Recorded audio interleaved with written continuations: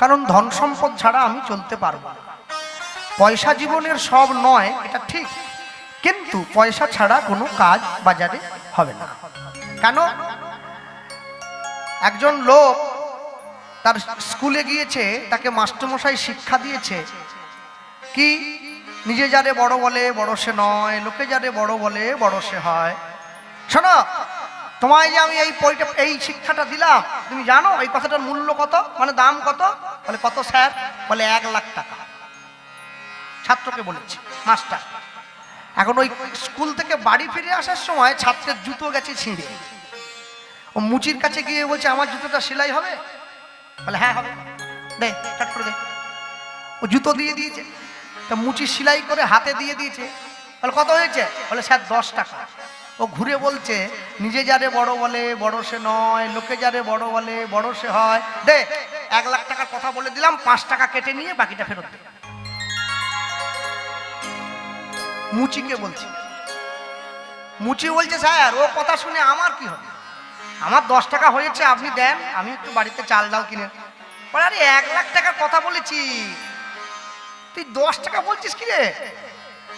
মুচির কাছে গিয়ে ওই কথাটার কোনো মান থাকবে না। কেন জানেন? যে কথাটা যে জায়গায় বলা উচিত সেইটা সেই জায়গায় বলতে হবে, বে জায়গায় বে কথা বললে হয় না। তাহলে বাস্তব জগতে চলতে গেলে যেমন আমাদের ধন সম্পদ দরকার, ভক্তি জগতে চলতে গেলেও আমাদের ধন সম্পদের প্রয়োজন আছে। সেই ধন সম্পদ হলো গৌরাঙ্গ মহাপ্রভুর দুটো চরণ। শ্রী গৌরাঙ্গের দুটি পদ, যার ধন সম্পদ সে জানে ভক্তি রসসার। এরপরে বলছেন গৌরাঙ্গ মধুর লীলা, যার কর্ণে প্রবেশিলা হৃদয় নির্মল ভেল তার। পৃথিবীতে যত গান আছে সব গান শুনলে কিছুক্ষণ ভালো লাগে, তারপরে মাথার যন্ত্রণা হয়, কানের যন্ত্রণা হয়। কিন্তু গৌরাঙ্গ মহাপ্রভুর নাম শুনলে কানের যন্ত্রণা হয় না, বরং মনে শান্তি হবে। কান যদি কোনো কারণে খারাপ হয়ে যায় একটু আরাম পাবে। ভক্তমণ্ডলী মায়েরা, আজ থেকে 538 বৎসর পূর্বে কলিকালের মাটিতে শ্রীকৃষ্ণ চৈতন্য মহাপ্রভু এসে দাঁড়িয়েছেন মানুষের বেশে, মানুষের সাজে। মানুষ তাকে চিনল আবার চিনল না। কেন জানেন? মনে রাখবেন, বড় লোকের বাড়িতে যখন গরিব এসে দাঁড়ায়, সব বড় লোক কিন্তু খুশি হয় না যে আবার আমার পয়সা ধ্বংস করতে এসে গিয়েছে। কিন্তু গরিবের বাড়িতে যখন বড় লোক গিয়ে দাঁড়ায়, গরিব কিন্তু খুব খুশি হয় যে আজ আমার পরম সৌভাগ্য, আমার বাড়িতে বড় লোক এসেছে। সত্যযুগে ভগবান 5 বার এসেছেন, মৎস্য কুর্ম বরাহ নৃসিংহ বামন। ত্রেতা যুগে 2 বার রাম পরশুরাম। দাপর যুগে 1 বার কৃষ্ণ। কলিযুগের মাটিতে 1 বার এসেছেন গৌতম বুদ্ধ রূপে, আরেকবার আসবেন উড়িষ্যার সম্বলপুরে বিষ্ণু যশা ব্রাহ্মণের ঘরে কল্কি অবতার রূপে। তাহলে এই এতগুলো যে অবতার 10 বার, যারা সত্যযুগকে ভালো বলে তাদের আমি বলবো সত্যযুগ ভালো নয়। কেন? যে গ্রামে মাসে 5 বার পুলিশ আসে সে গ্রামের লোক ভালো নয়। সত্যযুগে ভগবান 5 বার এসেছে, শুধু মারামারি করে গ্রামের লোকগুলো, পুলিশকে আসতে হয়েছে বারবার। হ্যাঁ, কলিযুগে ভগবান এসেছে কিন্তু হাতে অস্ত্র নিয়ে আসেনি, মানুষকে প্রেম দেওয়ার জন্য এসেছে।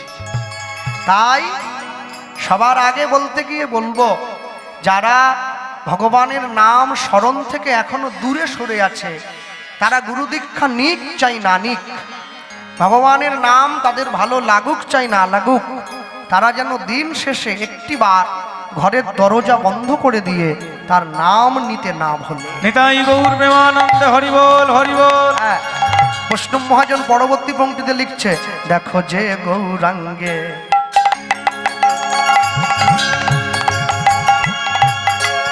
নাম নাম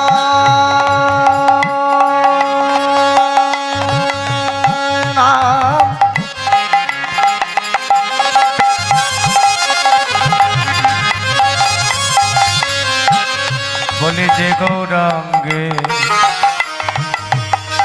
নাম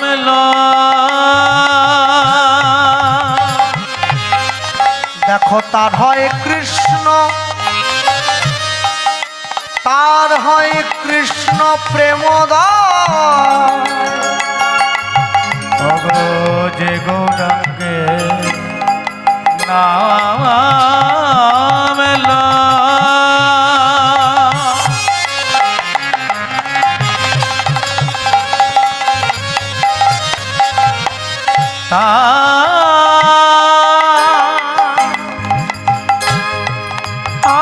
কৃষ্ণ প্রেম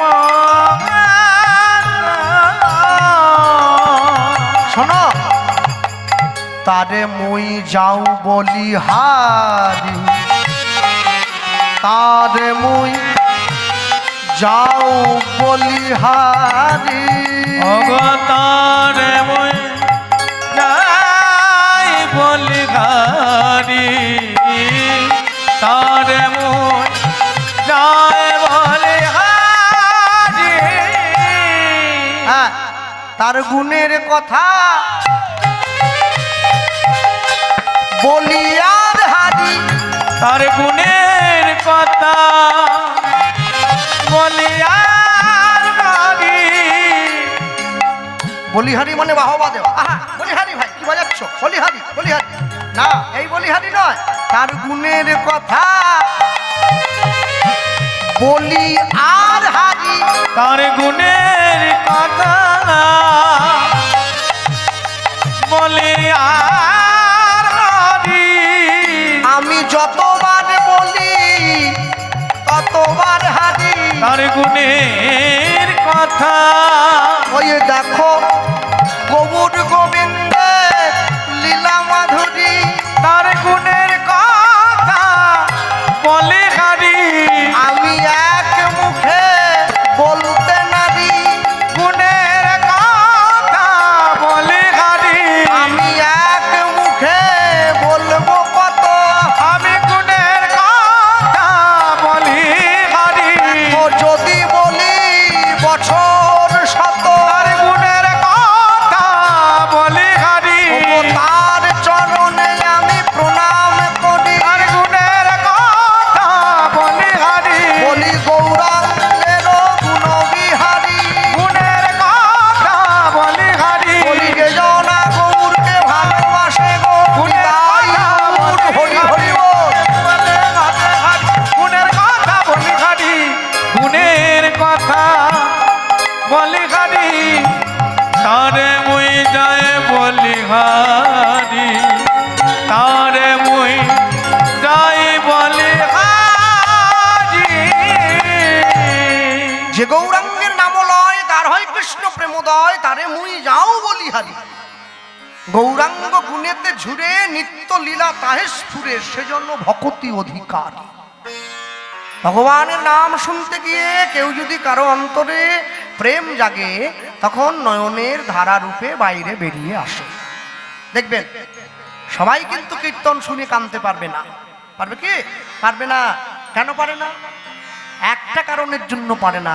লক্ষ্য করবেন, একটা এখন তো উঠে গিয়েছে, আগে ছিল যখন ওই চাপ কলে কল টিপে কলসি বালতি সব ভরা হতো, মায়েরা সব ভরতো, তা আমরা দেখতাম কলসিটা যদি কলের তলায় রেখে দিয়ে কলটা চাপ দেওয়া হয়, তাহলে জলটা কলসির মধ্যে যায়। এবারে কলসিটা ভর্তি হয়ে যাওয়ার পরেও যদি কলটা চাপ দেওয়া হয়, তখন কিন্তু বাইরে উপচে পড়বে। তাহলে অন্তরের কলসি, প্রেমরূপী কলসি, যার গৌর ভক্তিতে পূর্ণ, তারপরেও যখন ভেতরে ঢুকতে চায়, তখন নয়নের ধারা রূপে উপচে পায় নেবে। হ্যাঁ, এই কথার তাৎপর্য অনেক, সেটা এই 3 ঘন্টায় বলে বোঝানো সম্ভব হবে না। মনে রাখবেন, ভক্তি জগতে, ভক্তির পথে যেজন ভক্তি আশ্রয় করেছে, তার কাছে জগতের সমস্ত কিছু নশ্বর বলে মনে হবে। সে কোনো কিছুকেই তার নিজের থেকে বড় বলে মনে করবে না। সে জানে সব কিছু তুচ্ছ। কেন জানে? আজ থেকে 20 বছর পূর্বে আপনাদের এই বজবজে যখন মানুষের বিয়ে হতো, এত ভক্তি সম্পদ ছিল না। এখন বলুন, একটা মেয়ের বিয়ে হয়েছে, বাবার বাড়ির থেকে শ্বশুর বাড়িতে আসছে, আমরা লক্ষ্য করছি তার গলায় তুলসীর মালা, কপালে তিলক, হাতে জপের মালা, নতুন বৌমা বাড়িতে আসছে। কেন? মানুষে তো বলতে পারে ওর তো এখনো নাম নেওয়ার সময় হয়নি। না না, কেন এলো জানেন? ওই মেয়েটা বুঝে নিয়েছে আমার জীবনের সব পড়ে থাকবে, আমাকে চলে যেতে হবে। আমার জীবনের কিচ্ছু আমার সঙ্গে যাবে না, সব পড়ে থাকবে। আমার স্বামী, আমার সন্তান, আমার এই বাড়ি গাড়ি সব থাকবে, আমাকে চলে যেতে হবে। তাহলে আমি যেটাকে সঙ্গে নিয়ে যাব, এখন থেকে ধরলে ক্ষতি কি? ওই ধরে নিয়েছে। দেখবেন আগে এত তুলসীর মালা মানুষে পড়তো না, এখন যত পড়ে। আগে এত কীর্তন হতো না, এখন যত হয়। আগে কীর্তনে এত শ্রোতা হতো না, এখন হয়। কেন? মানুষের দেওয়ালে পিঠ থেকে গেছে। মানুষ বুঝে নিয়েছে যে আমাকে আমার জীবনের প্রকৃত পথটা চিনিয়ে নিতে হবে। মনে রাখবে, পৃথিবীর মাটিতে দাঁড়িয়ে যত বড় বড় বিজ্ঞানী দেখবেন, যত দামি দামি মানুষ, এপিজে আব্দুল কালাম থেকে শুরু করে, সিভি রমন থেকে শুরু করে, আচার্য জগদীশ চন্দ্র বোস থেকে শুরু করে, যত দামি দামি গুণবান সম্পন্ন মানুষ দেখবেন, এরা কেউ ইংরেজি মিডিয়াম স্কুলে পড়েনি, সব বাংলা মিডিয়ামে পড়ছে। কেন? এই জন্য বাংলা মিডিয়ামে পড়েছে। যখন এপিজে আব্দুল কালামকে প্রশ্ন করা হয়েছিল, আপনি বাংলা মিডিয়ামে পড়েছেন, আপনার মাতৃভাষায় পড়াশোনা করেছেন, আপনি কি শিখেছেন? উনি বলছিলেন যে মাতৃভাষায় পড়েছি বলে আজ আমি পৃথিবীর শ্রেষ্ঠ বিজ্ঞানী হয়েছি, নাহলে হতাম না। হ্যাঁ, কিন্তু আমরা আমাদের বাড়ির ছেলে মেয়েদেরকে ইংরেজি মিডিয়াম স্কুলে পাঠিয়েছি। কেন পাঠিয়েছি? সমাজের সঙ্গে তাল দিতে হবে। কিন্তু আমরা এটা ভুলে গেলাম, সমাজের সঙ্গে তাল দিতে গিয়ে আমরা আমাদের পায়ের তলার মাটিটা সরিয়ে দিয়েছি। কি? যে বাড়ির ছেলে মেয়েরা ইংরেজি মিডিয়াম স্কুলে পড়ে, তারা জামা কাপড় বিদেশি চাই, গাড়ি বিদেশি চাই, কলমটা বিদেশি চাই। কদিন পরে ঘুরে এসে বলবে আমরা দেশি বাপ মায়ে হচ্ছে না, বিদেশি বাপ মা চাই। চেয়ে বসলো, বাপ মার জ্বালা বেড়ে গেল। মনে রাখ, মানুষ যাই করুক, গাছ যত বড় হোক, শেকড়টাকে ছেড়ে বেরোনো যাবে না। শেকড় যদি ছেড়ে যায়, গাছটা কিন্তু পড়ে যাবে। আর শোনো, মনে রাখবে, পৃথিবীতে দাঁড়িয়ে সব সময়ের জন্য ভগবানকে ভালোবাসতে হয় অন্তর দিয়ে। তুলসী মালা, কপালে তিলক, হাতে জপের মালা থাকলেই সে ভগবানের ভক্ত, আমি এ কথা বলবো না। যে ভগবানের নাম শুনতে গিয়ে হরিবাসরে বসে যার চোখে জল এসেছে তার কথা শুনে, সেই তো ভক্ত। যাকে দেখিলে তোমার মুখে আসে কৃষ্ণ নাম, জানিবে সেই বৈষ্ণব, তাকে করিবে প্রণাম। সে কোন জাতি, সে কোন বংশ, এ বিচার তুমি করবে না। তুমি দেখবে সে ভগবানের নাম নিয়েছে কিনা, তার অন্তরে কতখানি প্রেম আছে। ভক্তমণ্ডলী, ভক্তিমতী মায়েরা, ভগবান এসে দাঁড়ালেন মানুষের মাঝে, হাত জোড়ো করে গিয়েছে। কেন? তাকিয়ে দেখুন, সত্যযুগের ভগবান রাম সীতা যুগল। রাম সীতাকে নিয়ে যখন অযোধ্যার সিংহাসনে বসেছে, এই সত্যযুগে লক্ষ্মী নারায়ণ যুগল, ক্ষমা ক্ষমা, যখন নারায়ণ সঙ্গে নিয়ে লক্ষ্মীকে নিয়ে বসলো, লক্ষ্মী নারায়ণের কিন্তু সোনা গয়নার অভাব হয়নি, প্রচুর সোনা গয়না পড়া। এদের বাড়িতে ছবি আছে, তারা জানেন সব। ত্রেতা যুগের ভগবান রাম সীতা যুগল, যখন রামচন্দ্র সীতা দেবীকে নিয়ে সিংহাসনে বসলো, তারও সোনা গয়নার অভাব নেই, অনেক সোনা গয়না। দাপর যুগের ভগবান রাধা কৃষ্ণ যুগল, তাদের সোনা দানার কথা বলে আমি আপনাদের ছোট করব না, দেখে নিয়েছেন সকলে, প্রচুর আছে। কিন্তু বলতে পারে কলিযুগের ভগবান গৌর বিষ্ণুপ্রিয়া যুগল, তাদের গায়ে কিন্তু সোনা নেই। কেন? তারা বুঝে নিয়েছে, কলিযুগের ভগবান জানতো যে কলিযুগের মানুষ গরিব হয়ে এসেছে। তাই মানুষের কাছে যদি গরিব সেজে না যায়, মানুষ কোনোদিন আমাকে মনের কথাটা বলবে না। তাই জন্য ভগবানও গরিব সেজে এসেছে। হ্যাঁ, আর ভগবান গরিব সেজে এসে মানুষের মাঝে দাঁড়িয়ে, মানুষের কাছে দাঁড়িয়ে মানুষকে জীবনের প্রকৃত সার সত্তাটা বোঝালো। কৃষ্ণ নাম করো জীব, আর সব মিছে, পলাইবার পথ নাই, দেখো জম আছে। হৃদয় গৌর প্রেমানন্দে হরি বল। আর এই যে মানুষকে বুঝিয়ে দিয়েছে, মানুষ সেই নীতিকে সঙ্গে করে আজ থেকে 538 বছর পূর্বে ভগবানের জন্মের পরেও যারা আমেরিকার থেকে হরে কৃষ্ণ বলতে পারে না, ওরা ইস্কনে এসে গিয়েছে। উচ্চারণ হয় না, হরে কৃষ্ণ হরে কৃষ্ণ, কিন্তু তবু বলছে। দুঃখটা কি? ওরা বলতে পারে না, তবু বলে আমি বলতে পারি কিন্তু বলি না। এইটা সব থেকে বড় কষ্ট।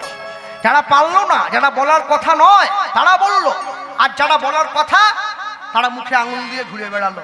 তারা ইস্কনে যায় প্রসাদ খেতে, গোবিন্দ মন্দিরে যাব, 400 টাকা প্লেট, লোককে এসে গল্প দেবো আমি 400 টাকা থালা প্রসাদ খেয়েছি। না না, প্রসাদ খাবে পরে, আগে তুমি দেখো প্রকৃত ভক্তি তোমার সঞ্চয় হচ্ছে কি। তুমি যেখানে যে কাজের জন্য গেছো তুমি সেইটা দেখো, সেইটা যদি না পাও তাহলে তোমার জীবনে সর্বস্ব কিছু সমূলে ধ্বংস হয়ে গেল।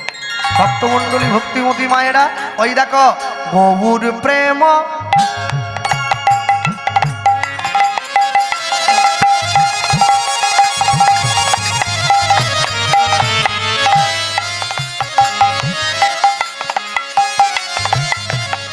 রসার নবে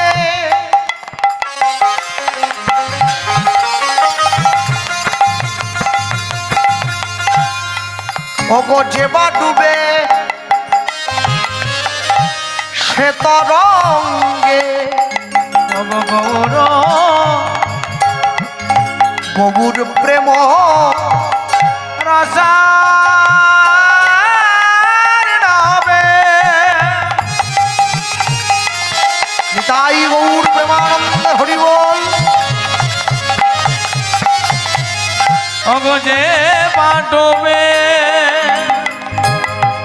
সে তরঙ্গে এবার সে রাধা মাধব অন্তরঙ্গ, সে রাধা মাধব অন্তরঙ্গ, ওগো সে রাধা মাধব অন্তর, হে রাধা মাধব অন্তর।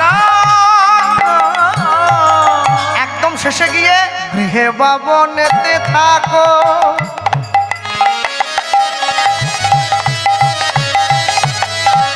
হা গৌরাঙ্গ বলে ডাকো, দাস নরোত্তম মাগে তার সঙ্গ। ওগো গৃহেতে বা বনেতে থাকো,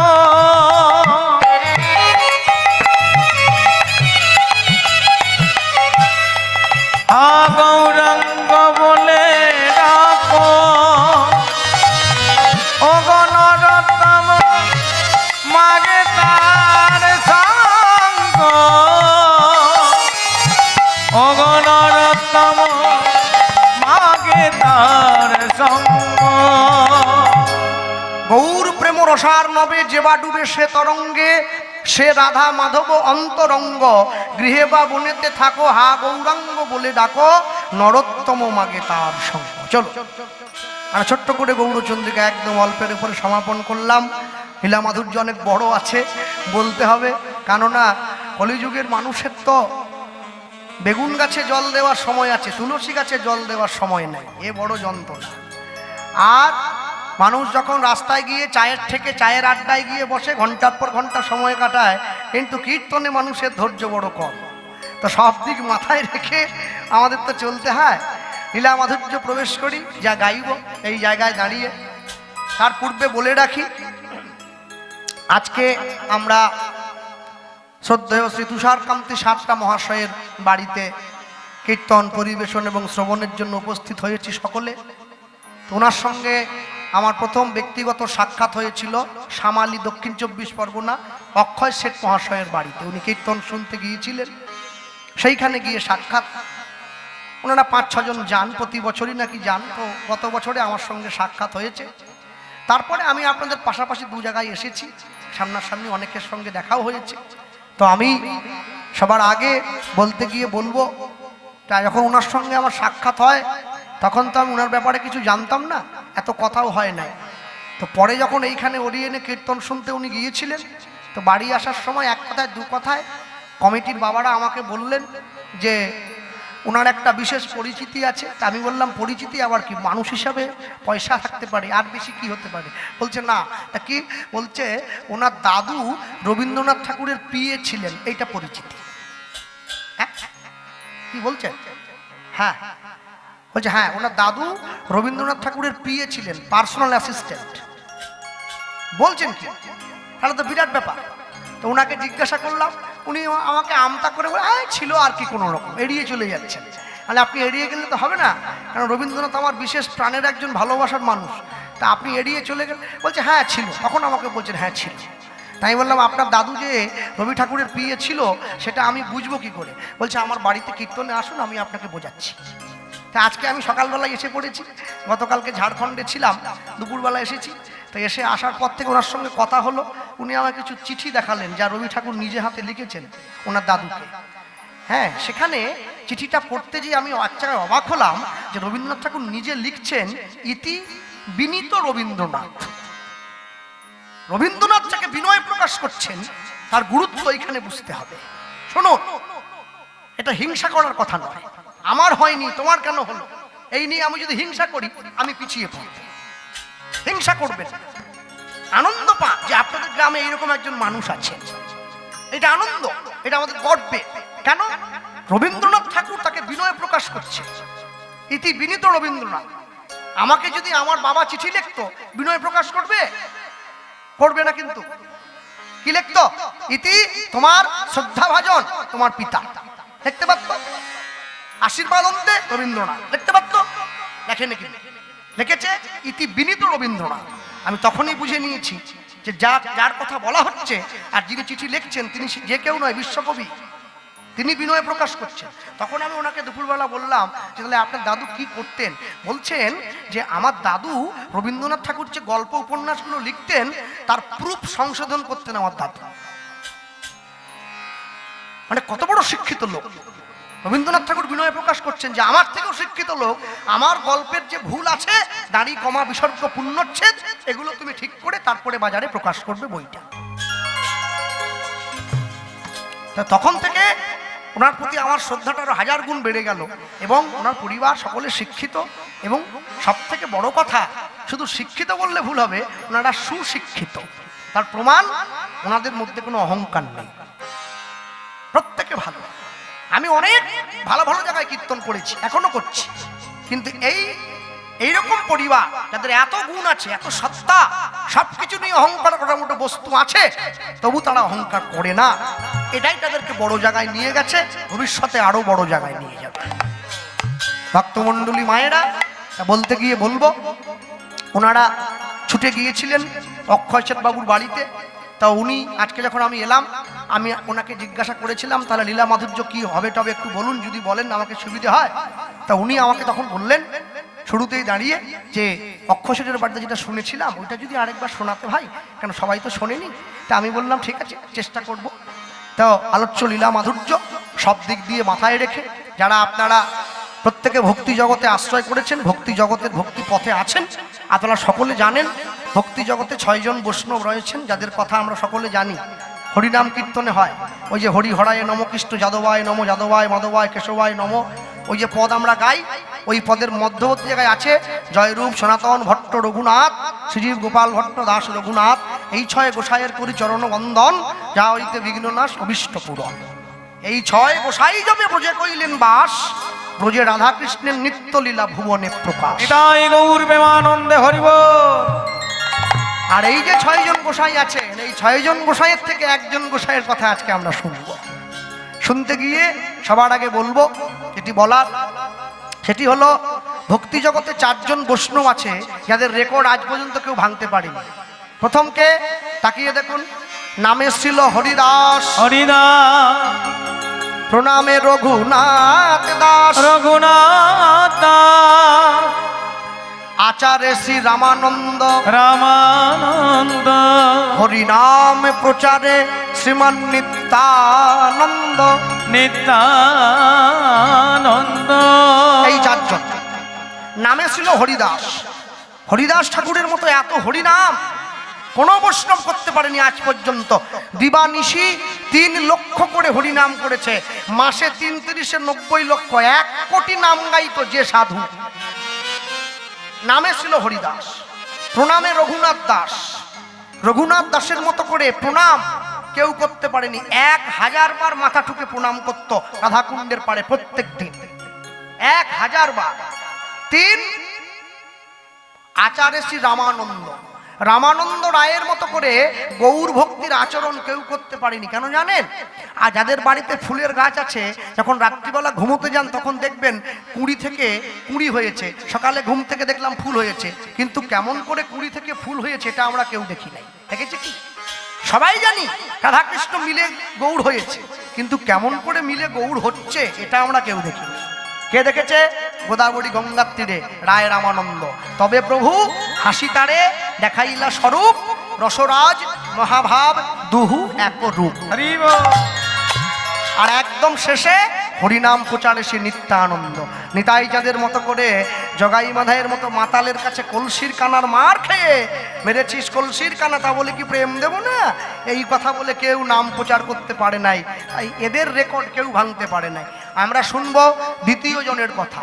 আজকে হরিবাসরের শেষ দিনে গত দুদিন সারা বাংলার বিখ্যাত দুই কীর্তনীয় তারা কীর্তন পরিবেশন করেছেন, আপনারা শুনেছেন সকলে।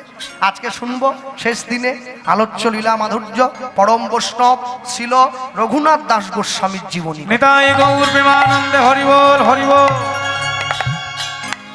আমি শুরুতেই বলতে গিয়ে বলবো, আপনাদের দক্ষিণ 24 পরগনার পরে একটা জেলা আছে, তার নাম হাওড়া জেলা। ওই হাওড়া আর 24 পরগনার মাঝে একটা জেলা পড়ে, ওর নাম হুগলি জেলা, সকলে জানে। এই হুগলি জেলায় একটা বিখ্যাত জায়গা, তার নাম হচ্ছে ব্যান্ডেল। ব্যান্ডেল ট্রেন যায় হাওড়া থেকে। এই ব্যান্ডেল থেকে 21 থেকে 22 কিলোমিটার গেলে একটা ছোট্ট গ্রাম পড়ে, যে গ্রামটার নাম হচ্ছে আদি সপ্তক গ্রাম, এখনো আছে।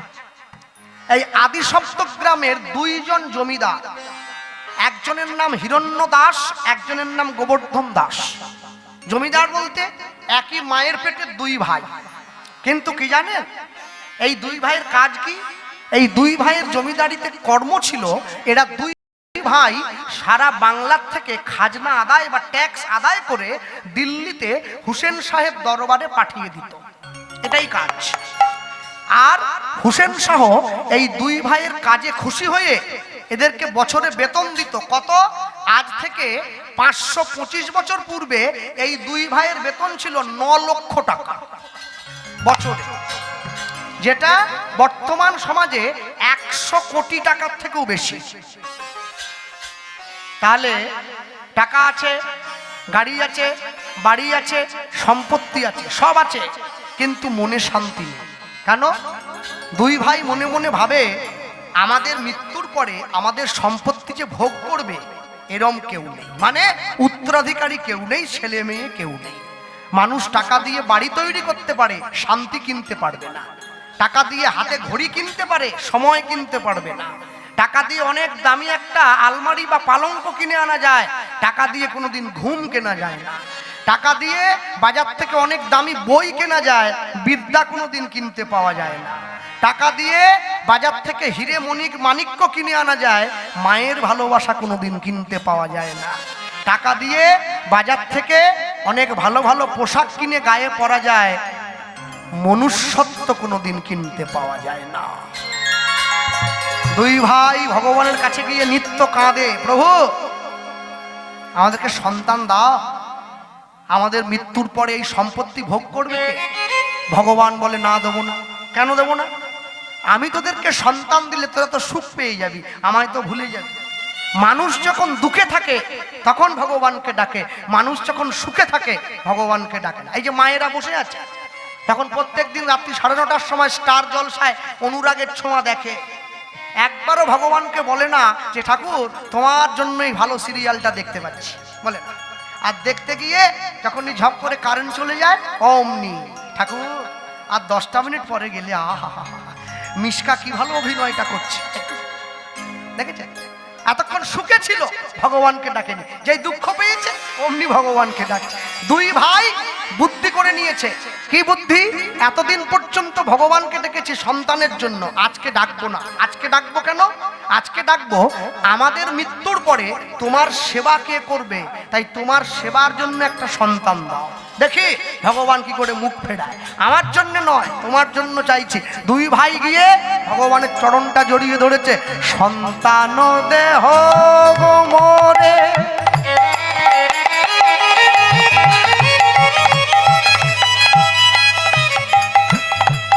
শোনো প্রভু, তোমার সেবার তরে ওগো সন্তান দেহ মোরে দয়াময়,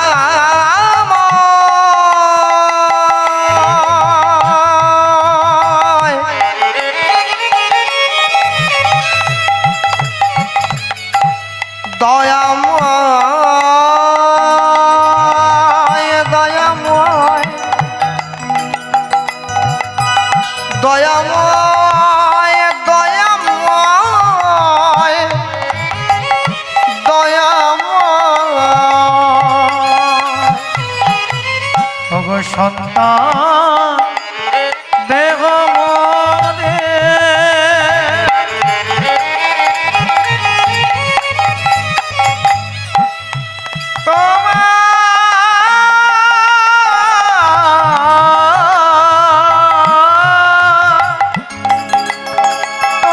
তোমার সেবার তরে এবার আর কিছু চাইব না গো অগয়ার কিছু চাইব না গো শুধু এই বর দাও মোরে, এই বর দাও মোরে, এই বর দাও মোরে। বলে শুধু এইবার দাও রে শুধু এইবার দাও রে শুধু এইবার দাও রে সন্তানের জন্য চাইলো, এরপরে কি চাইছে?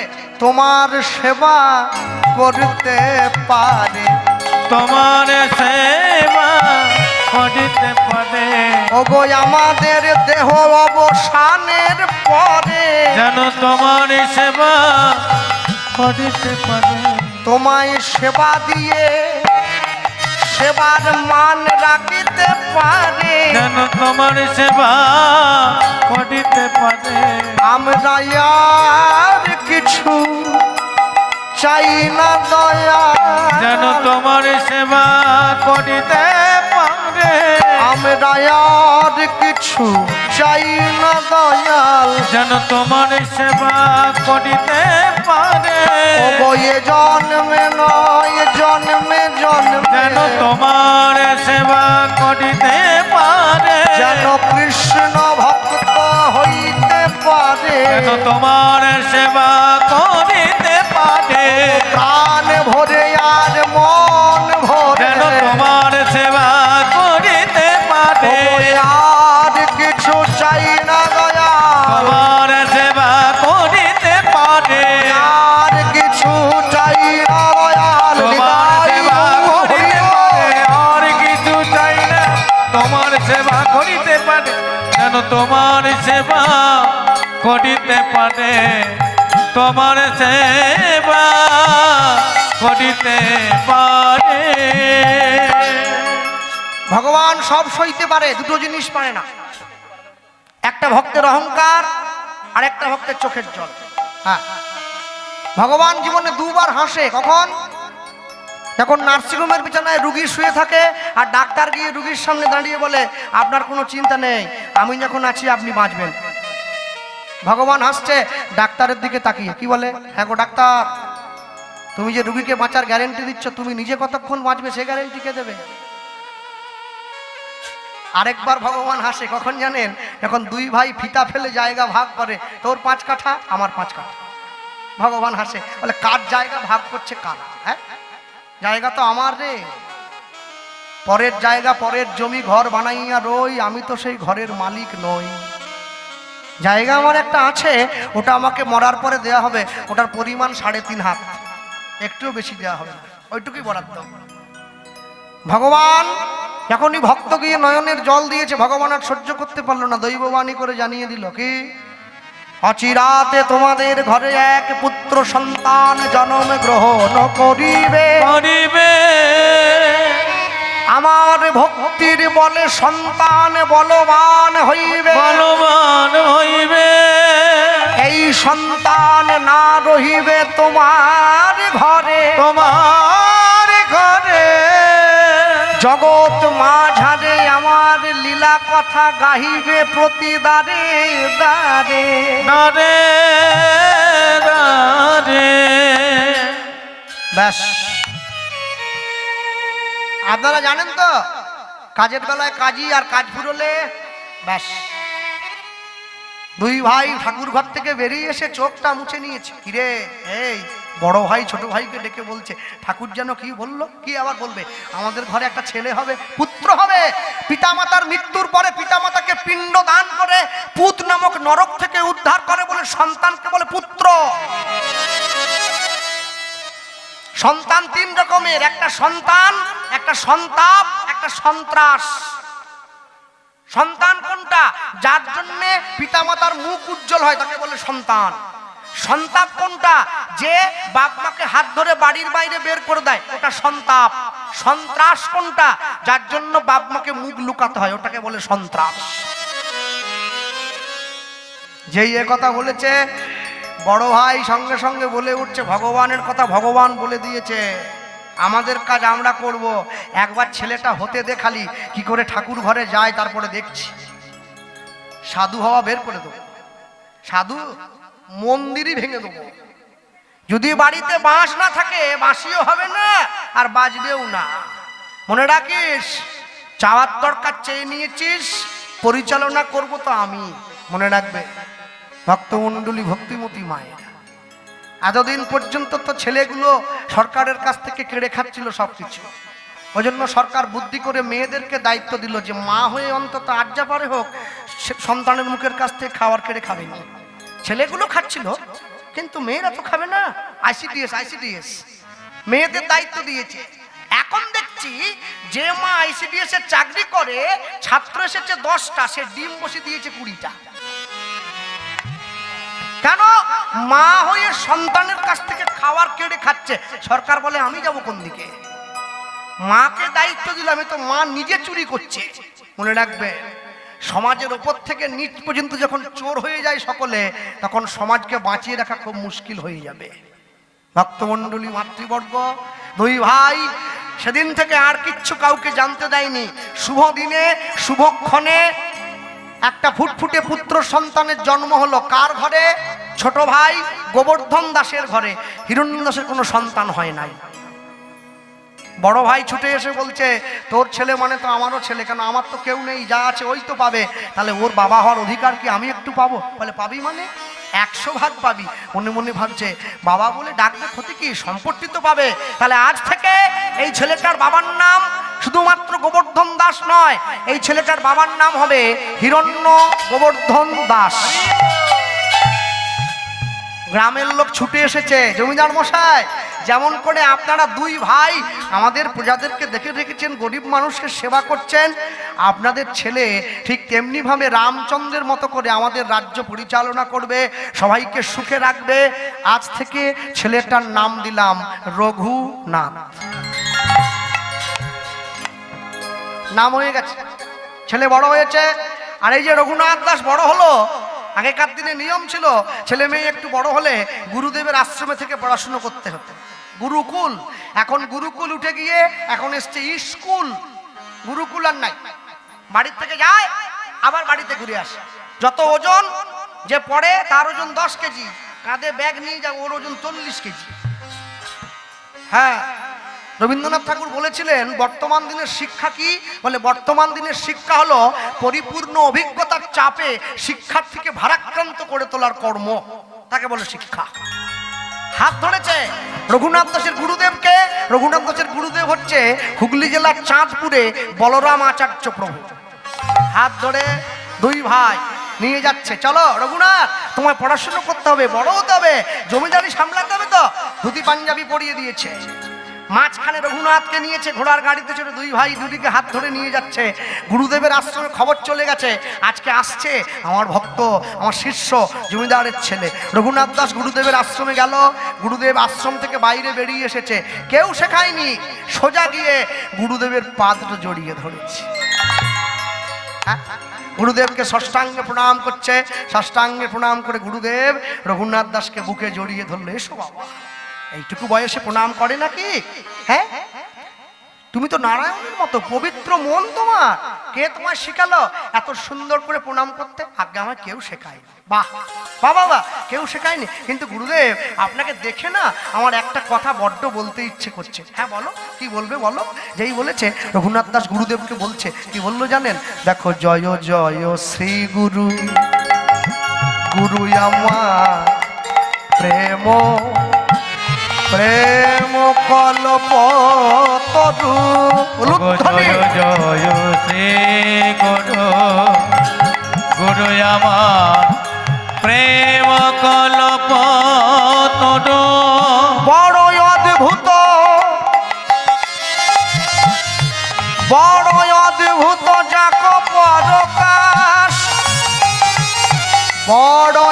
অদ্ভুত যাক পরকাশ, বড় অদ্ভুত যাক পরকাশ, বড় অদ্ভুত যাক পরকাশ। মোর হিয়াগে আনো তিমির বড় কেন, হেয়া আগে আনো তিমির বড় গান। সুচন্দ্র কিরণে করুণা, সুচন্দ্র কিরণে করুণা। শোনো শোনো, আমার অজ্ঞান আধার দূর করেছে আমার দূর হরি হরি। দূর করেছে আকাশের চাঁদ উঠলে এই জগৎটা আলোকিত হয়, দেহের বাইরেটায় আলো পড়ে কিন্তু ভেতরে তো আলো যায় না। কিন্তু গুরুদেব আমায় কৃষ্ণ নাম দিয়ে আমার মনের অন্ধকার দূর করেছে। মনের অন্ধকার দূর করেছে। দেখো জ্ঞানের প্রদীপ জ্বালাইয়ে দিয়ে, ওইরা মনের অন্ধকার দূর করেছে। ও জ্ঞানের প্রদীপ জ্বালাইয়ে দিয়ে, মনের অন্ধকার দূর করেছে। ইহলোচন আনন্দ ধার, ইহলোচন আনন্দ ধার। আর বলতে হবে না, আর বলতে হবে না। কি নাম তোমার? আগে আমার নাম রঘুনাথ। বাহ বাহ বাহ, এত ভালো ভালো কথাগুলো তোমার কে শেখালো বাবা? গুরুদেব কেউ শেখায়নি, কেউ শেখায়নি, তুমি এমনি এমনি বলে দিলে। ওই তো ওই তো, হ্যাঁ এমনি এমনি বলিনি, আমার মনে এসেছে বলে দিয়েছি। এমনি এমনি কি আর বলছে নাকি? এমনি এমনি বলে না, এমনি এমনি বলে না। ভ্রমিতে ভ্রমিতে কোনো ভাগ্যবান জীব কোটি কল্পে পায় সেই ভক্তিলতা বীজ। আপনি আপনার বাড়ির ছেলে মেয়েকে চাইলে ইঞ্জিনিয়ার করতে পারেন, ডাক্তার করতে পারেন, মাস্টার করতে পারেন, ব্যারিস্টার করতে পারেন, কিন্তু চাইলেই আপনার বাড়ির ছেলেকে আপনি গৌর ভক্ত বানাতে পারবেন না। আপনি চাইলেই আপনার বাড়ির ছেলেকে কৃষ্ণ ভক্ত বানাতে পারবেন না। এটা পূর্বজন্মের স্বীকৃতি থাকতে হবে, তবে হবে। কেন জানেন? অনেক অনেক জায়গায় কীর্তনে গিয়ে দেখেছি, ওখানকার স্থানীয় ছেলেমেয়েরা যত ভালো গান গায় তারা আমায় গান শিখিয়ে দেবে, কিন্তু তাদের মধ্যে কারো কীর্তন গাওয়ার ক্ষমতা নেই। কেন? বলছি দাদা আমরা চেষ্টা করেছি কিন্তু পাচ্ছি না। এটাকেই বলে স্বীকৃতি। সবাই পারবে না। গায়ক হওয়া যায় কিন্তু কীর্তন গায়ক সবাই হতে পারবে না। মনে রাখবে, ভগবানের প্রতি একান্ত অনুকম্প না থাকলে, স্বীকৃতি না থাকলে, ভগবানের চরণ দৃঢ় বিশ্বাস না থাকলে অন্তরে ভক্তি আসে না, অন্তরে ভক্তি আসে না। ভক্তমণ্ডলী ভক্তিমতী মায়েরা, গুরুদেব ছেলেটাকে বুকে জড়িয়ে ধরেছে। বাবা তুমি আমার আশ্রমে থাকবে তো? থাকবো মানে? আপনাকে দেখে আমার খুব ভালো লেগেছে, আমি থাকবো। শোনো, এখানে থাকলে কিন্তু জমিদারি বাদ দিতে হবে, ভিক্ষায় যেতে হবে, ভিক্ষা করে আনতে হবে, সকলে মিলে প্রসাদ হবে। তুমি? হ্যাঁ আমি সব করব।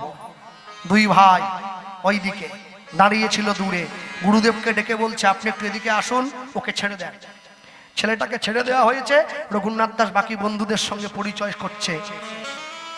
দুই ভাই হিরণ্য দাস, গোবর্ধন দাস গুরুদেবকে কাছে ডেকে বলছে গুরুদেব শুনুন। গুরুদেব কাছে এসে আগে বলুন, আপনি আমাদের ছেলেকে পড়াশুনো শেখাবেন, গান বাজনা শেখাবেন, শাস্ত্রবিদ্যা শেখাবেন, আমাদের কোনো আপত্তি নেই। একটা শর্ত আছে। কি শর্ত? আমাদের ছেলে যেন কখনো ঠাকুর ঘরে না যায়। অসম্ভব! হে আপনি কি বলছেন? হ্যাঁ ঠিক বল। শোনো, চমকে ওঠার মতো কিছু বলিনি। মনে রাখবেন আমরা কিন্তু এই অঞ্চলের জমিদার। হ্যাঁ, যে কোনো প্রকারে ছলে বলে কৌশলে আমাদের ছেলেটাকে ঠাকুর ঘরে যাওয়া থেকে আটকে রাখবেন। আর যদি ভুল করেও চলে যায় তাহলে কিন্তু আপনার মন্দির আমরা তালা লাগিয়ে দেবো, মনে রাখবেন। গুরুদেব হাত জোড়ো করে বলছি এটা হয় না, আপনারা কি বলছেন? হ্যাঁ আমরা যা বলছি আর বেশি কথায় যেতে চাই না, আমি চেষ্টা করব। শুনুন, আপনার যা লাগবে আশ্রমের জন্য, চাল ডাল তরি তরকারি সবজি যা লাগে সব আমরা দেবো, কিন্তু আমাদের ছেলে যেন কখনো হরিনাম না গায়। না না না, আচ্ছা আচ্ছা শুনুন না, আমি বলছিলাম আমি চেষ্টা করে দেখব। বেশ, দুই ভাই রঘুনাথ দাসকে গুরুদেবের আশ্রমে রেখে দিয়ে ঘরে ফিরে গেল। ঠিক তার কিছুদিন পরে ওই আশ্রমে কে আসছে? নামাচার্য ছিল হরিদাস ঠাকুর। রঘুনাথ দাস রাত্রিবেলা ঘরের মধ্যে শুয়ে আছে, আর গুরুদেব গিয়ে আস্তে আস্তে করে রঘুনাথ দাসের সামনে দাঁড়িয়ে বলছে, রঘুনাথ, রঘুনাথ। কে? আমি। দরজাটা খোলো। দরজাটা খুলে দিয়েছে। গুরুদেব আপনি আসুন। না না, কালকে আমাদের আশ্রমে হরিদাস ঠাকুর বলে একজন আসবে, তুমি কি তার সঙ্গে দেখা করতে যাবে? কে হরিদাস? হরিদাস যে, সেই তো হরিদাস। যাবো মানে? আপনি আমায় নিয়ে গেলে আমি নিশ্চয়ই যাব। বেশ, শোনো, তোমার বাবা জ্যাঠা কিন্তু যেন জানতে না পারে, তাহলে কিন্তু আমায় খুব বকবে। আপনি কথা দিচ্ছি গুরুদেব, কেউ জানবে না, আমরা দুজন যাব, দুজনে চলে আসবো। হরিদাস ঠাকুর এসে পড়েছেন, সন্ধেবেলা মঞ্চ করে দেওয়া হয়েছে, বসে পড়েছেন হরিদাস ঠাকুর, আর সামনে আশ্রমের সব ছাত্ররা বসেছে। রঘুনাথ দাস একদম সামনে বসেছে। কেন? হাতে করে একটা মালা নিয়ে গেছে হরিদাস ঠাকুরের গলায় দেবে বলে। মনে রাখবে, এই যে মালাটা আমাকে দেয়া হয়েছে, যারা হরি কথা বলে, যারা কৃষ্ণ কথা বলে, যদি তারা নিষ্ঠাচারী হয়, তাদের গলার এই মালার গুরুত্ব অপরিসীম।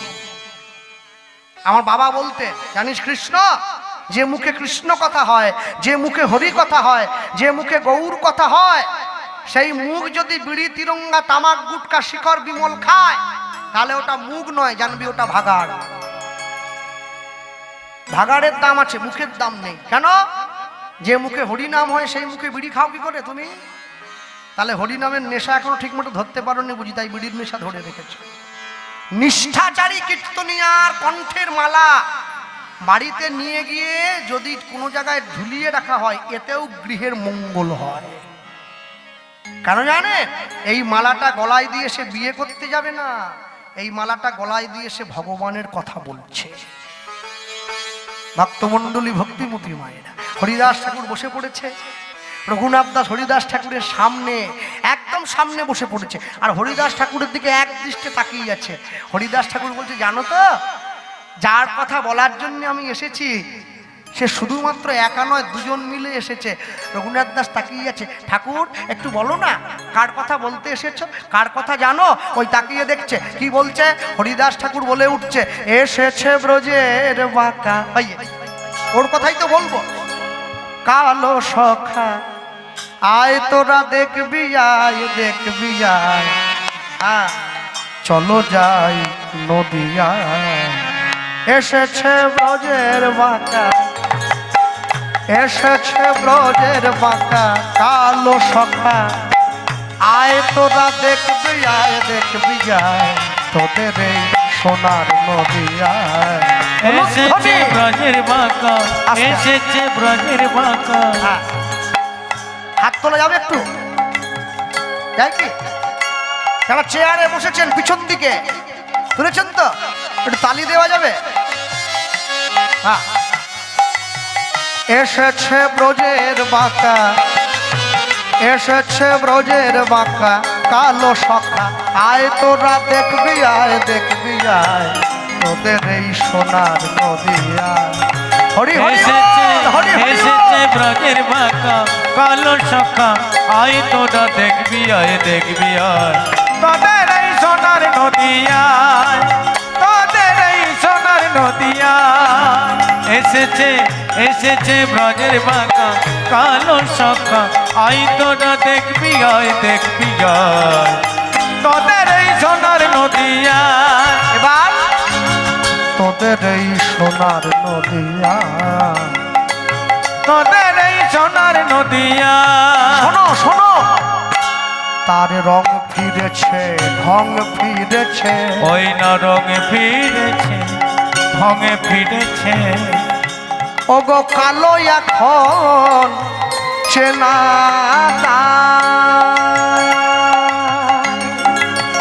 এসেছে ব্রজের বাঁকা এসেছে ব্রজের বাঁকা নিতাই কালো গৌর সখা হরি বল। আয় তোরা দেখবি আয় দেখবি আয় তোদের এই সোনার নদিয়ায় এসেছে ব্রজের বাঁকা কালো সখা আয় তোরা দেখবি আয় দেখবি আয় তোদের এই সোনার নদিয়ায় তোদের এই সোনার নদিয়ায় একটা ছেলে উঠে দাঁড়িয়ে বলছে গুরুদেব রং যদি না থাকে চিনবো কি করে? তার কালো বরণ নাই ওই দেখো পিছনে পিছনে তার কালো বরণ নাই এবার রাই অঙ্গে অঙ্গ দিয়ে গৌর হলেন তাই হরি হরি বল। তার কালো বরণ নাই ও তার কালো বরণ নাই ও তার কালো বরণ নাই ওই নারায় অঙ্গে অঙ্গ দিয়া গৌর হলো তাই দেখো ব্রজের ধুলো খেলা ধুলো খেলা ধুলো খেলা ধুলো খেলা খেলতে এলো এ ধরায়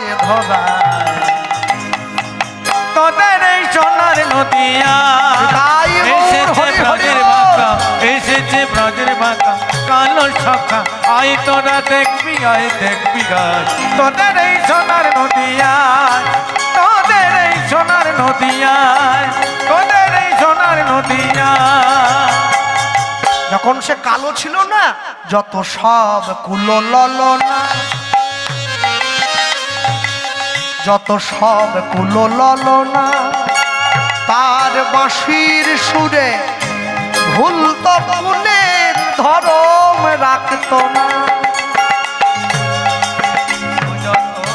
যত সব কুলো ললনা কুলো ললনা কুলো ললনা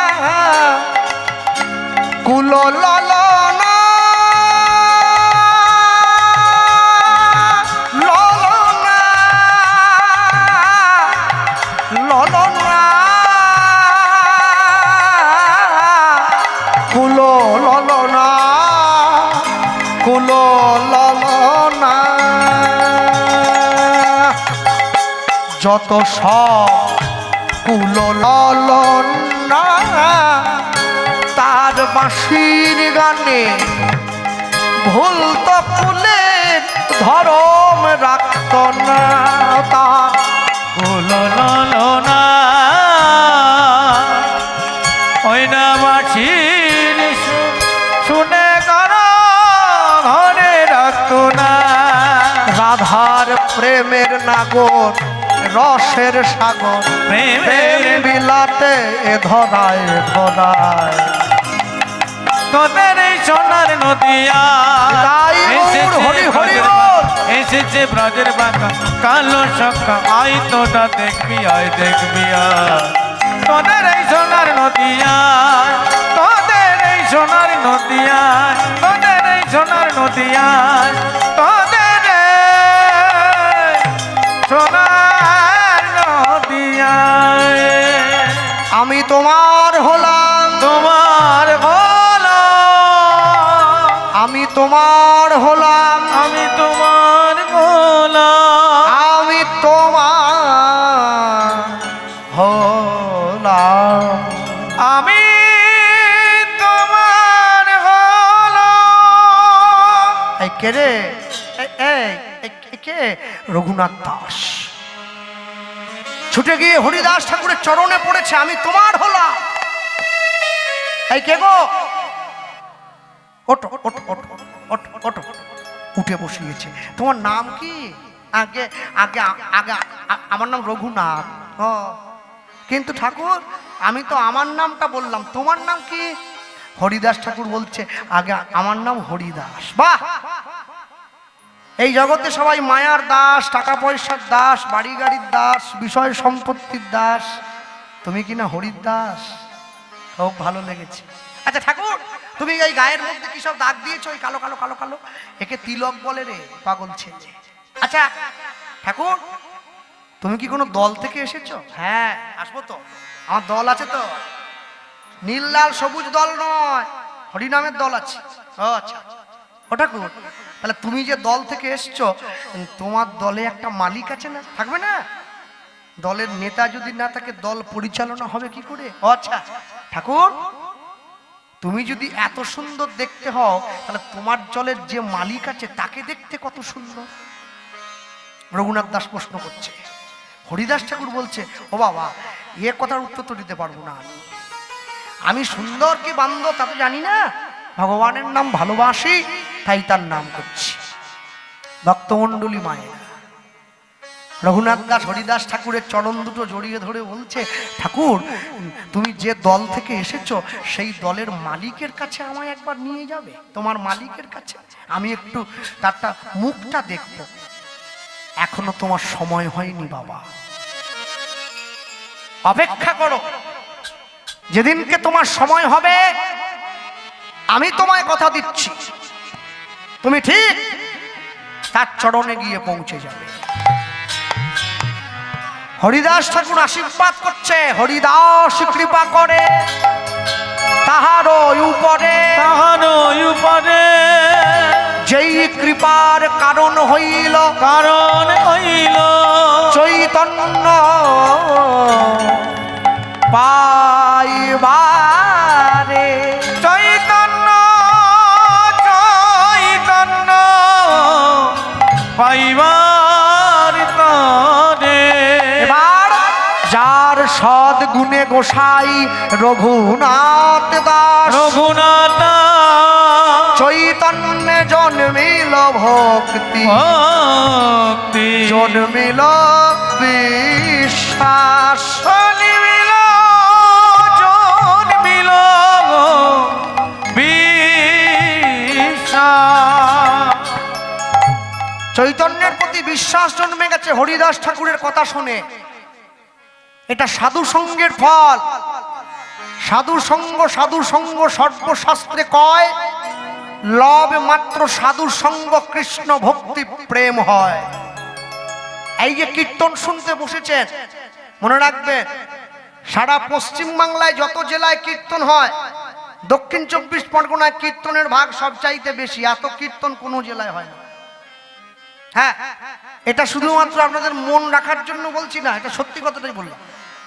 নদিয়া মুর্শিদাবাদে এত কীর্তন হয় না যত কীর্তন 24 পরগনায় হয়। কিন্তু কি জানেন তো, দক্ষিণ 24 পরগনায় কীর্তনও বেশি, দক্ষিণ 24 পরগনা ভোটের আগে মারামারিও সব থেকে বেশি। দক্ষিণ 24 পরগনায় কীর্তনও বেশি, দক্ষিণ 24 পরগনা ভোটের আগে খুনও হয়ে যায় সব থেকে বেশি। কিন্তু কেন? যেখানে এত হরিনাম হয়, এত কীর্তন হয়, মানুষে এত ভগবানের চরণে গড়াগড়ি দেয়, সেই জায়গার মানুষ এত দুঃখ পাবে কেন, এত কষ্ট পাবে কেন? কেন জানেন? মানুষে কীর্তন শোনে কিন্তু কীর্তনকে সম্মান দেয় না। যদি বলেন ভাই সম্মান দেয় না যদি বলছো, তাহলে বলো গত 2 দিন ধরে আমরা হরিবাসর পূর্ণ করে দিয়েছি, আজও ভক্ত সংখ্যা পূর্ণ, তুমি কি করে বলছো সম্মান দেই না? মনে রাখবেন, যে আসনে বসে কীর্তন শুনছেন সবার আগে হরিনামের আসনটাকে সম্মান দিতে হয়। আসনকে সম্মান দিতে না পারলে নামকে সম্মান দিতে পারবেন না। যেই আসনে বসে কীর্তন শুনছেন, এই আসনকে সম্মান দেওয়ার প্রথম কারণ হলো হরিনামের আসনে কোনো দিনের জন্য জুতো পরে উঠে আসতে নেই, জুতোটা বাইরে খুলে হাতে নিয়ে উঠে আসতে হয়। এটা বিয়ে বাড়ির আসন নয়, হরিনাম সংকীর্তনের আসন। সাধু সঙ্গ কোথায় হবে? যে মা বসেছে সেই মায়ের পাশে আরেক মা বসেছে, সে বৈষ্ণব, তার কপালে তিলক আছে, গলায় মালা আছে, সে প্রসাদ ভোজি। আমি মাছ খাই তো কি হয়েছে, আমি যে তার পাশে বসবো এতেই আমার কল্যাণ। মনে রাখবে, বাড়িতে মেন সুইচ এক জায়গায় থাকে, পুরো বাড়িতে থাকে না, এক জায়গায় থাকে, সেখান থেকে পুরো বাড়িতে কারেন্ট ছড়িয়ে যায়। ভক্তি হচ্ছে সেই রকম, এক জায়গায় যদি থাকে, নেওয়ার মতো ক্ষমতা থাকলে পুরো আসরটা ছড়িয়ে যাবে, আলাদা করে দিতে হবে না। সব সময়ের জন্য মনে রাখবেন। বাঙালি তো বুঝলো না, নামতে নামতে এত নিচে নেমে গেল, এরা ভগবানকেও ছাড়লো না, ভগবানের নামে মুরগির দোকান খুলে বসলো, শ্রীকৃষ্ণ ব্রয়লার সেন্টার। কাটা 230, গোটা 110। মানুষের বোধ নেই, নির্বোধের মতো কাজ। মহাপ্রভুর নামে জুতোর দোকান খুলে বসেছে, মহাপ্রভু শু হাউস। প্যাকেটের উপরে মহাপ্রভুর নাম লেখা আছে, জুতো ভরে দিচ্ছে, লোকে তা নিয়ে হাত দুলিয়ে বাড়ি চলে যাচ্ছে। যারা মায়াপুর ইস্কনে গিয়েছেন, আমিও গিয়েছি, মায়াপুর ইস্কনে গেলে দেখবেন ইস্কন মন্দিরের গেটের বাইরে একটা বড় চাউমিন দোকান আছে, লেখা আছে শ্রী গোবিন্দ চাউমিন স্টল। এখানে যত্ন সহকারে ডিম চাউমিন পাওয়া যায়, একদম গেটের সামনে। ভগবানের নামে তুমি ডিম চাউমিনের দোকান খুললে হয়? ওকে গিয়ে জিজ্ঞাসা করেছিলাম, ও বলেছে দাদা কেন খুলেছি জানো? কেন? বলে বিক্রি ভালো হবে তাই। ভগবানের নামে খুললে সেল বেশি হবে, খুলে দিয়েছি। কাকে বলছো, কি বলছো, কোথায় পাচ্ছ, কি কর্ম করছো একবার তাকিয়ে দেখো। পাইয়া মনুষ্য জন্ম জীব যদি করে পশু কর্ম, পশুজনই হবে কোন নিশ্চয়। কেউ আটকাতে পারবে না। যে যেমন কর্ম করে আসিয়া এই চরাচরে, কর্ম অনুযায়ী ফল তারে লইতে হবেই হয়। সারা জীবন ধরে উচ্ছে গাছ লাগিয়ে মরার সময় আম চাইলে পাওয়া যাবে না, মরার সময় উচ্ছেই নিতে হবে। তাই মাঝে মাঝে একটু ভালো কর্ম করার চেষ্টা করতে হবে। কেন জানেন? সব সময় মনে রাখতে হয়, একজন বিখ্যাত লেখক বলেছিলেন যে 3 ধরনের মানুষ, তারা কোনোদিন সমাজে কোনো দ্রব্যের গুণ বোঝে না। কোন 3 ধরন? যারা পাপের খায়, যারা বাপের খায়, আর যারা ভিক্ষা করে খায়। এই 3 ধরনের লোক এরা সমাজের কোনো কষ্ট বোঝে না। এরা জানে আমাদেরটা হলেই কোনো রকম চলে না। স্বার্থপর ব্যক্তি। রঘুনাথ দাস হরিদাস ঠাকুরের চরণে পড়েছে, আশীর্বাদ কে করছে? হরিদাস ঠাকুর নিজে। তাহলে সাধু সঙ্গ হচ্ছে কার সঙ্গে হচ্ছে? সেই সাধু যদি হরিদাস ঠাকুরের মতো সাধু হয়। নিষ্কিঞ্চন সাধু, সৃষ্টিকর্তা ব্রহ্মা আশীর্বাদ করলো। হরিদাস ঠাকুর গৃহে ফিরে চলে গেল নিজের আশ্রমে। যেদিন থেকে হরিদাস ঠাকুর রঘুনাথকে আশীর্বাদ করে দিয়ে গৃহে ফিরে গেল, সেদিন থেকে রঘুনাথের মন সংসার থেকে একবারে উঠে গেল, পুরো মনটা গৌর চরণে গিয়ে বসে গেল। কারো সঙ্গে কথা বলে না, কারো সঙ্গে খেলে না, বাচ্চাদের সঙ্গে পড়াশোনায় মন বসে না, শুধু একা একা ফাঁকে দূরে নির্জনে বসে গৌর গৌর বলে আর নয়নের জল ফেলে। হ্যাঁ, কবে তোমার দেখা পাবো, কবে তোমার কাছে যাব। পড়াশুনো সম্পন্ন করে রঘুনাথ দাস বাড়িতে ফিরে এসেছে, যৌবনে পা দিয়েছে। আর এই যৌবনে যখন পা দিল, বাবা আর জ্যাঠা 2 ভাই লক্ষ্য করছে আমাদের ছেলেটা বড্ড বেশি চঞ্চল ছিল, বড্ড বেশি শান্ত হয়ে গেছে। ছেলে মেয়ে যদি চঞ্চল বা দুষ্টু হয়, বাবা মায়ের চিন্তা হয় এত দুষ্টু কেন। আবার যদি একদম শান্ত হয়ে যায়, তখনও চিন্তা হয় এত শান্ত হলো কেন। রঘুনাথ দাসের কাছে গিয়ে বাবা জ্যাঠা জিজ্ঞাসা করছে, রঘুনাথ তোমার কষ্ট কিসে? তুমি মন চঞ্চল কেন? না বাবা, আমার কিছু ভালো লাগে না। কারো সঙ্গে কি তুমি এত বড় পণ্ডিত, তুমি টোলে পড়াও, অধ্যাপনা করো, জমিদারির কর্মটা বুঝে না? না, আমি এখন পড়বো না, আমি কোথাও যাব না, ঘরে থাকবো। বাবা জ্যাঠা রাজ্যের পাত্র মিত্র মন্ত্রী সবার সঙ্গে আলোচনা করে ঠিক করলো রঘুনাথকে বিয়ে দিতে হবে। সুন্দরী শিক্ষিতা অপূর্ব রূপবতী বৌমা আনতে হবে বাড়িতে, যাকে দেখে রঘুনাথের মন সংসারে বসে যাবে। চারদিকে ঘটক লাগিয়ে দিয়েছে মেয়ের বিয়ের জন্য, ছেলের বিয়ের জন্য। খোঁজ খোঁজ রব পড়ে গেল। মনে রাখবেন, যে বাড়ির ছেলে নিরামিষ খায়, সেই বাড়ির ছেলের সঙ্গে যদি আমিষভোজী মেয়ের বিয়ে দিয়ে দেন, তাহলে ছেলেটার জীবন নরক হয়ে যাবে। আর যে বাড়ির মেয়ে নিরামিষ খায়, সেই বাড়ির মেয়ের সঙ্গে যদি আমিষভোজী ছেলের বিয়ে দিয়ে দেন, তাহলে ছেলেটার জীবন নরক হয়ে যাবে। আপনাকে ঠিক করতে হবে আপনি কোন দিকে যাবেন। যে যেমন তার সঙ্গে দিতে হবে তেমন। বি শব্দে ব্রহ ধাতুর প্রত্যয় যোগ করে নাম হয়েছে বিবাহ, যাকে বিশেষভাবে বহন করা হয়। সহধর্মিনী, স্বামীর সমান ধর্ম পালন করে বলে স্ত্রীকে বলে সহধর্মিনী। রঘুনাথ দাসের বিয়ের জন্য মেয়ের খোঁজ নেওয়া হচ্ছে। আর ঠিক এমন সময় সকালবেলা রঘুনাথ দাসের বাবা জ্যাঠা ঘর থেকে বেরিয়েই দেখছে প্রত্যেক দিনের মতো জমিদারির রাজসভাটা যে পরিষ্কার করে, সেই বিধবা মা এসে ঘরটা পরিষ্কার করছে। যে মেয়েটির নাম ছিল রেবতী দাস, ঘর পরিষ্কার করছে। বিধবা মায়ের কাছে জমিদার মশাই যখন গিয়ে দাঁড়িয়েছেন, মা সঙ্গে সঙ্গে গায়ে আঁচলটা দিয়ে বলছে, জমিদার মশাই কিছু বলবেন নাকি? হ্যাঁ বলবো। রেবতী, তোমার সঙ্গে একটা কথা ছিল। হ্যাঁ বলুন। তোমার ঘরে একটা মেয়ে আছে না, সুন্দরী অপরূপা? আছে তো। আমি তো আমার মেয়ের বিয়ের জন্য আপনাদের কাছে সাহায্য চেয়েছিলাম। শোনো, কালকে সকালবেলায় তুমি ঘরে থাকবে, আমরা দুই ভাই যাব। দুই ভাই পরের দিন সকালবেলা সেজে গুজে চলে গিয়েছে রেবতী দাসের বাড়িতে। রেবতী, ঘরে আছো? দরজাটা খোলো। ছুটে গিয়ে দরজাটা খুলে দিয়েছে, আসন দিয়েছে, পাদ্য অর্ঘ্য দিল, পা ধুইয়ে দিল, জমিদার মশাইকে বসতে দিয়েছে। আপনারা আমার কথা কেউ রাগ করবেন না। হ্যাঁ, আমি বাড়ির সন্তানের মতো বলছি। আমাদের কিছুদিন আগে চম্পাহাটি বলে একটা জায়গায় গান ছিল, আপনাদের এদিকে চম্পাহাটি। তা আমি যে পাড়ায় কীর্তনে গিয়েছিলাম ওটা বৈষ্ণব পাড়া, সকলে বৈষ্ণব। তা আমি যখনই গাড়ির থেকে নেমেছি দেখছি যে মালিকবাবুর বাড়িতে গান, তার বৌমা একটা পেতলের থালা আর পেতলের ঘটিতে করে জল নিয়ে এসে গেছে। কি কোথায় যাচ্ছেন? বলছে আমরা পা ধোয়াবো। আমি খবরদার, 40,000 টাকা নিয়ে 3 ঘন্টায় যে হরিনাম বিক্রি করতে এসছে তার পা ধোয়াচ্ছেন না। কার পা ধোয়াবেন? যে হরিনাম বিক্রি করতে আসেনি, যে হরিনাম প্রচার করতে এসছে, চার পা ধোয়াবেন। বিনা পয়সায়, বিনা মূল্যে, বিনা স্বার্থে যে আপনার দরজায় হরিনাম দেবে, পা ধোয়াবেন তার। আমি মাঝে মাঝে ইউটিউবে দেখি আর নিজেকে ভাবি, কীর্তনিয়া বসে আছে, তাকে মানুষে আরতি করছে। হায় রে ভগবান, কোথায় গেল সমাজ?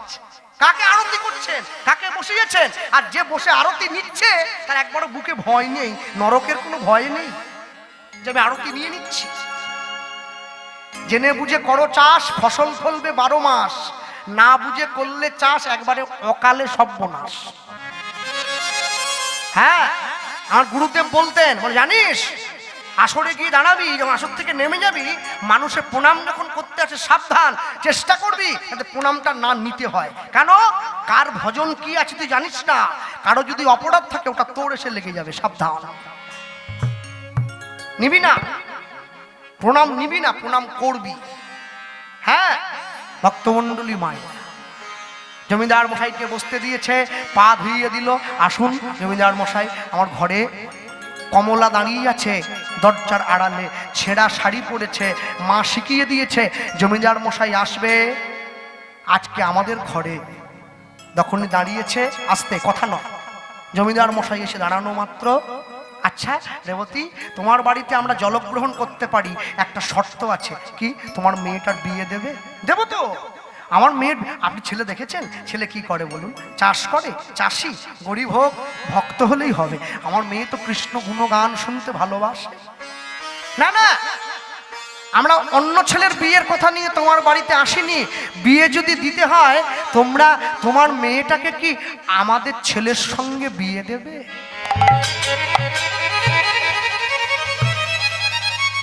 যখনই জমিদার মশাই এই কথাটা বলল, দরজার কোণে দাঁড়িয়ে থাকা মেয়েটার চোখে জল এসে গেছে।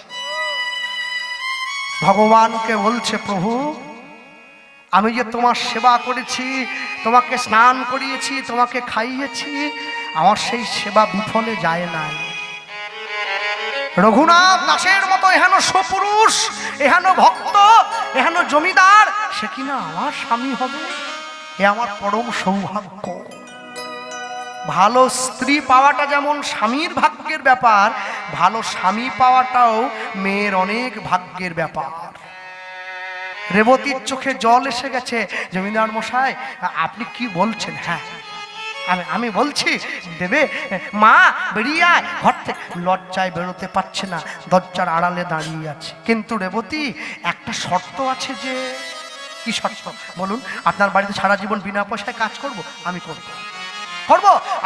আমার মেয়ে আপনার বাড়িতে দাসী হয়ে থাকবে। আপনি বলুন না কি করতে হবে। না না, অন্য কিছু নয়, তোমার মেয়ে আমাদের ছেলেকে কখনো ঠাকুর ঘরে যেতে দেবে না।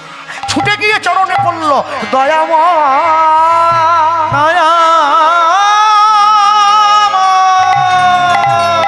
এ কি বলছে? ছুটে গিয়ে কমলা নামধারী মেয়েটা জমিদার মশাইয়ের চরণটা জড়িয়ে ধরে বলছে, কি বলছেন আপনি? আপনার ছেলে যদি নেশা করতো, সেই নেশা আমি ছাড়িয়ে দিতাম, দিব্যি দিয়ে দিতাম, শর্ত দিতাম। কিন্তু আপনার ছেলে তো হরিনাম করে, গৌড়ের নাম করে। শুনুন জমিদার মশাই, মদের নেশা, বিড়ির নেশা ধরলে তোমায় ছাড়ে, গৌর প্রেমের নেশা কাউকে যদি একবার ধরে, তাকে রাখা যাবে না এই সংসারে।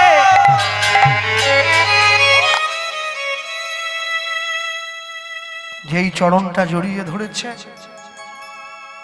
জমিদার মশাই বলছে, মা তুমি চেষ্টা করো না, আমি বলছি তুমি পারবে, তুমি আমি আমি আচ্ছা আমি চেষ্টা করব, তবে শোনো, যদি আমি না পারি আপনি কিন্তু আমায় দোষ দেবেন না।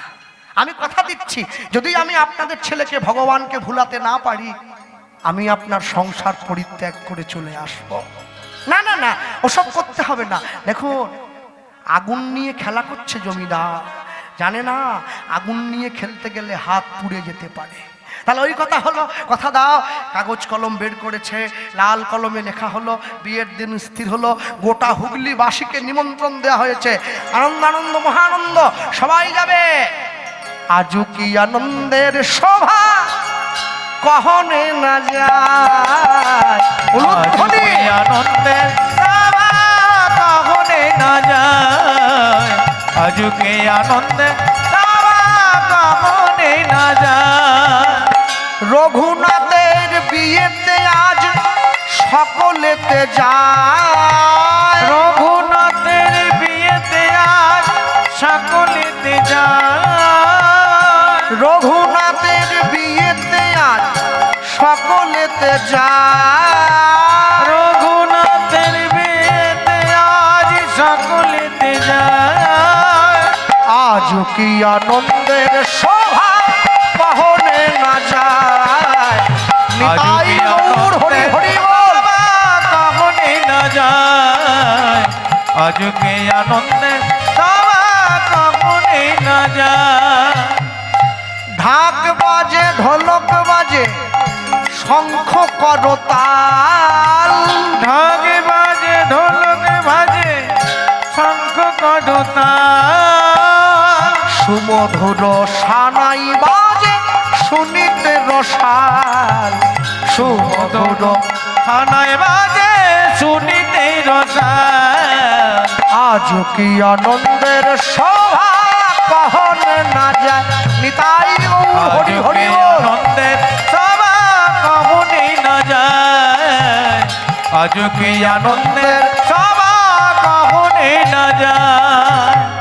সপ্তগ্রামের বাসী আদি যত নর নারী, সপ্তগ্রামের বাসী আদি যত নর নারী, এবার উলুধ্বনি করে সবে রঘুনাথ হেরি। নিতাই গৌর হরি বল। উলুধ্বন করে সবে রঘুনাথ হেরি, আজকে আনন্দে সভা কহনে না যায়, আজকে আনন্দে সভা কহনে না যায়, আজকে আনন্দে সভা কহনে না যায়। আরে বলো ভাই, রঘুনাথ দাস কি জয় রঘুনাথ দাসের বিবাহ মহোৎসব কি জয় নিতাই গৌর প্রেমানন্দে। হরি হরি বল।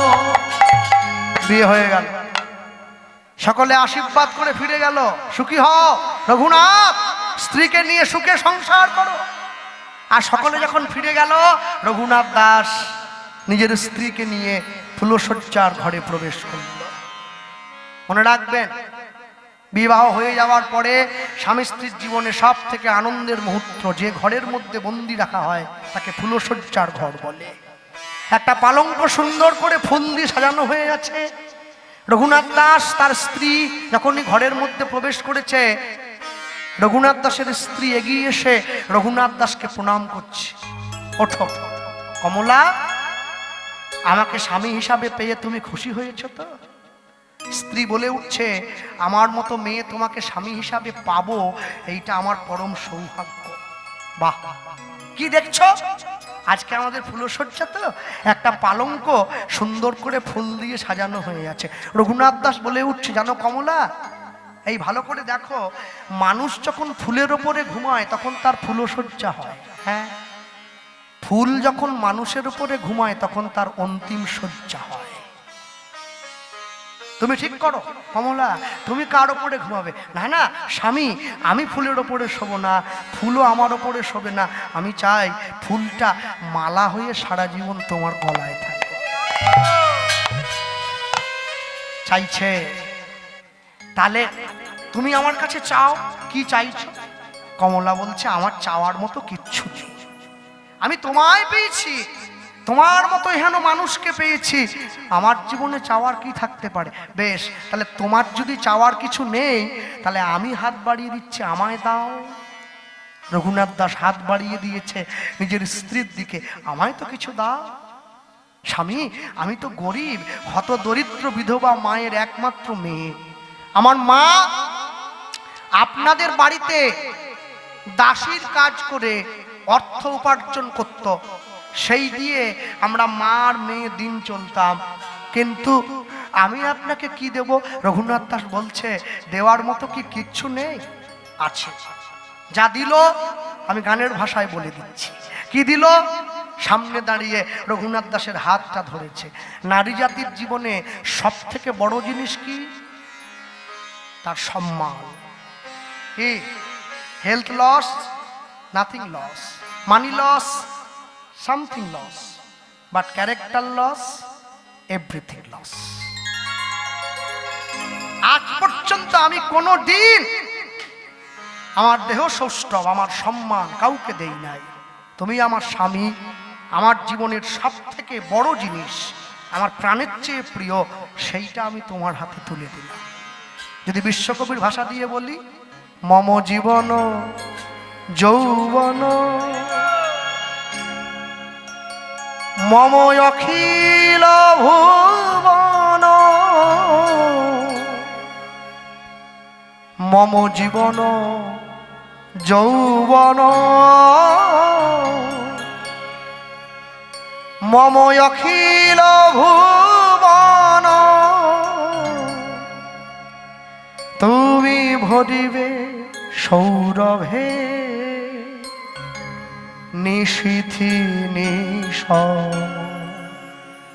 তুমি রবে নীরবে হৃদয়ে মম, তুমি রবে নীরবে। জানেন আমার বাড়ি হচ্ছে পশ্চিম মেদিনীপুর। হ্যাঁ, এই যে দেখছেন পাশে বসে আছে, ইনি হচ্ছেন আমার মা। একবারে ছোট বয়সে আমার কীর্তনে হাতে খড়ি দিয়েছিল। তা আমার জীবনের সব থেকে প্রিয় মানুষ হচ্ছেন চৈতন্য মহাপ্রভু, যাকে আমি অন্তর থেকে ভালোবাসি। আর এই যে আমার তিলক দেখছেন, তারা বুঝতে পেরেছেন, গুরুঘর আশ্রয় করেছেন, সকলে বুঝে নিয়েছেন, আমি হচ্ছে নিত্যানন্দ পরিবার আশ্রিত নবদ্বীপ বলদেব মন্দির আমার গুরুপাদ। আমার গুরুদেব হচ্ছেন প্রভুপাদ কিশোর কৃষ্ণ গোস্বামী। আমি নিতাই গৌরকে বড্ড ভালোবাসি, কিন্তু আমার বাড়িতে এখানটা আমি ঘুমোই, আমার কাছে দুজনের ছবি থাকতো, নিতাই আর গৌর, আর আমার গুরুদেবের ছবি, আর পাশে আরেকজনের ছবি আছে, সে হচ্ছে বিশ্বকবি রবীন্দ্রনাথ। হ্যাঁ, আমি খুব বেশি দূর লেখাপড়া করতে পারি নাই, মোটামুটি করেছি। হ্যাঁ, আমার মা পরের বাড়িতে জুতো পালিশ করে আমার শিক্ষিত করেছি, পড়াশুনো শিখিয়েছি। ওই জন্য মাকে সঙ্গে নিয়ে সব জায়গায় যাই। এই কথাটা আমি প্রত্যেকটা আসরে বলি। এক জায়গায় আসর থেকে নামার পরে একজন শিক্ষিত লোক আসরে ছিলেন চেয়ারে বসে, তিনি আমার হাত ধরে বললেন, কৃষ্ণবাবু আপনার ভুল আমি ধরবো না, একটা ভুল ধরিয়ে দেবো। কি? এই যে বলছেন মাকে নিয়ে সব জায়গায় যান, ওটা বলবেন না, তবে কি বলবো? মা আপনাকে সঙ্গে নিয়ে সব জায়গায় যায়, আপনি মাকে নিয়ে যান না, মা নিয়ে যান। হ্যাঁ, আর মনে রাখবেন, আপনার মায়ের আশীর্বাদ যতদিন আপনার উপরে আছে, আপনাকে হারায় এই ক্ষমতা পৃথিবীতে কারণ নেই, মনে রাখবেন। হ্যাঁ, আমি কীর্তনীয় Gopal Krishna Pal, M A first class pass, English honours, diploma in software application engineering works, first class pass. আমি চাকরি করতাম সেন্ট্রাল গভর্নমেন্ট, 3 মাস চাকরি করে ছেড়ে দিয়েছি হরিনাম ভালোবেসে। কীর্তন শুধু আমার পেশা নয়, আমার নেশা। আমি শুধুমাত্র টাকার জন্য কীর্তন গাই না, অনেক আবেগ দিয়ে ভালোবেসেও গাই। হ্যাঁ, পশ্চিমবাংলায় খুঁজলে আমার মতো হয়তো 2-4 জনই পাবেন যারা ঘড়ির দিকে না তাকিয়ে কীর্তন